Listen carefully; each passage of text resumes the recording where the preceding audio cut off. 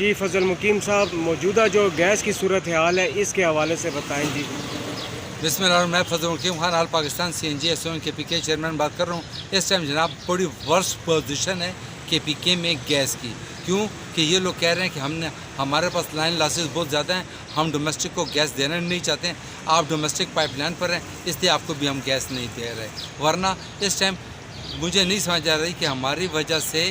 جو ریٹ ہے اتنا ہائی ریٹ ہے، جو امپورٹڈ گیس سے بھی مہنگا ریٹ ہے، ان کو 11.5 ارب روپے صرف کے پی کے میں سی این جی سیکٹر سے گیس میں جمع ہو رہے ہیں۔ لیکن کون سی ایسی قوتیں ہیں جو گورنمنٹ آف پاکستان کی مہنگی گیس کو بیچنے سے روک رہے ہیں؟ آپ یقین مانیے گیس بالکل نہ ہونے کے برابر ہے اور لوگوں کو بہت زیادہ شکایت ہے۔ ڈومیسٹک والے تو بھول جائیں کہ ان کو گیس نہیں، وہ صاف کہتے ہیں کہ ڈومیسٹک کا ریٹ بہت کم ہے، ہم ڈومیسٹک کو گیس نہیں دیتے، لیکن خدا را ہمیں تو گیس دیں۔ کہیں جو کچھ آج کشمیر میں ہو رہا ہے، خدا نہ خواستہ یہ سب کچھ حالات یہاں کے پی کے میں بھی خراب ہوں گے، لیکن یہ یاد رکھیے گا یہ S N G P L کے ان افسران کی وجہ سے یہ حالات خراب ہوں گے جو اس چیز کو کنٹرول نہیں کر پا رہے اور کے پی کے کو ایک تباہی کے دھانے پہ لے کے جا رہے ہیں۔